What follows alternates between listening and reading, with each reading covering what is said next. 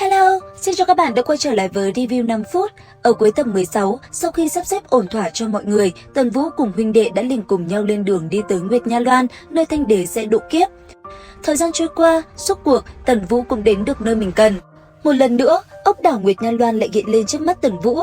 Nhanh chóng đi vào bên trong đảo, Tần Vũ liền để hai huynh đệ của mình đi ra bên ngoài. Sau đó, ba huynh đệ chậm rãi tiến vào bên trong. Và tất nhiên, khi ba người đến thì tất cả những cao thủ nổi danh nhất tại Tiên Mai Yêu Giới cũng đã tề tựu đầy đủ. Trớ trêu thay, đúng vào lúc Tần Vũ cùng hai huynh đệ của mình đi vào, cũng là lúc Vũ Hoàng và Huyền Đế đi tới. Bởi vậy, khoảnh khắc họ lướt qua nhau, 5 người đã giáp mặt nhau, sát ý trong mắt trở nên nồng đậm, nhanh chóng dừng cước bộ, năng lượng cũng liền bạo phát. Nương theo đó, chỉ sau tích tắc, ở hai bên, mọi người đã liền chuẩn bị lao vào nhau chiến đấu. Thế nhưng đúng vào lúc đó, một người đã ra tay ngăn cản lại. Bởi vậy, hai bên đành nhượng bộ không gây náo loạn ở tại đây. Tuy nhiên, Tần Vũ vẫn chưa hết xui rủi. Ở phía xa, Băng Ma Hoàng cũng đã xuất hiện. Thế nhưng vì buổi lễ quan trọng này, mọi người đều nén giận trong lòng và đi tới chúc Thanh Đế độ thần kiếp thành công. Thời gian trôi qua, ở tại một hoang đảo, rốt cuộc ngày Thanh Đế độ kiếp cũng tới. Lúc này, trên bầu trời cũng bắt đầu xuất hiện những dị tượng. Ở phía dưới, mọi người đều cố gắng tập trung quan sát. Đây chính là thứ cả đời hiếm gặp, rất có ích cho họ khi bước vào độ thần kiếp. Bởi vậy khoảnh khắc này không ai lơ là dù chỉ là một giây thoáng qua, và rốt cuộc bầu trời cũng đã biến hóa. Nương theo đó, một quả cầu khổng lồ chỉ trong tích tắc đã ngưng tụ lại, sau đó nó liền đánh thẳng về phía Thanh Đế ở phía dưới. Bởi vậy, Thanh Đế ngay lập tức đón đỡ, trong khoảnh khắc va chạm, một vụ nổ đã ầm ầm bạo phát làm không trung rung động kịch liệt. Và cứ thế, thời gian qua đi, quá trình độ kiếp của Thanh Đế vẫn tiếp tục diễn ra như bình thường, mỗi đạo lôi điện phóng xuống, ông đều đón đỡ mạnh mẽ. Suốt cuộc, sau khi trải qua tam trọng thần kiếp, cuối cùng Thanh Đế cũng thành công độ qua thần kiếp.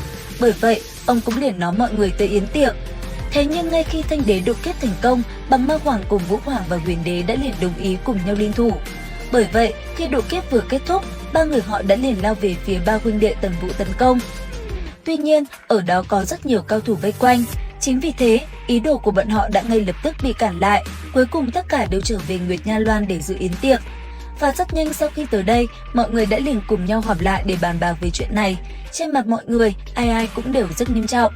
Thế nhưng trong lúc đó, ở tại gian phòng bên cạnh, một đám tay da bịt mặt đã âm thầm đi tới ám sát ba huynh đệ Tần Vũ. Bởi vậy, ngay khi phát hiện ra bọn chúng, Tần Vũ cùng hai huynh đệ đã liền độc thủ. Sau đó, một luồng năng lượng ầm ầm bạo phát. Một đòn đánh ra, Tần Vũ cùng hai huynh đệ đã liền đánh tan đám người kia, khiến nơi đây rung động kịch liệt. Sau đó, biết đám người kia vây sát mình, Tần Vũ của hai huynh đệ của mình đã ngay lập tức rời đi tới tinh vực khác. Thế nhưng ở phía sau, đám người Vũ Hoàng cũng đã bám sát. Bởi vậy, ba huynh đệ quyết định dừng lại và quyết chiến với đám người kia. Nhưng theo đó, trong trạng thái mặt đối mặt, sau một hồi bão mồm, ba huynh đệ Tần Vũ đã liền cùng nhau độc thủ. Từ trên tay Tiểu Hắc, trường thương tỏa ra khí thế kinh người đã liền phóng thẳng về phía Băng Ma Hoàng công kích. Ở bên cạnh, hắc bổng trong tay Hổ Phí cũng hóa lớn. Sau đó, một việc quét qua, nó liền đánh tan rất nhiều tên tay chân vây quanh mình. Còn Tần Vũ, một chỉ đánh ra, anh ấy liền nhắm thẳng vào Vũ Hoàng cùng Huyền Đế mà công kích. Có thể nói cuộc chiến lúc này là vô cùng căng thẳng. Thế nhưng trong lúc giao chiến đó, Băng Ma Hoàng nhân cơ hội lại đột nhiên thoát đi. Sau đó, hắn ta đã liền dùng tiên thức xác định vị trí của Bạch Linh.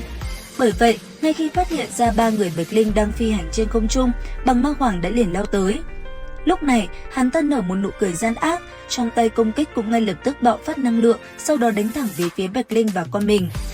Thế nhưng, cũng rất may, đúng vào khoảnh khắc thủ trảo của Băng Ma Hoàng vừa lao tới gần người Bạch Linh và con mình thì đột nhiên ốc lam xuất hiện.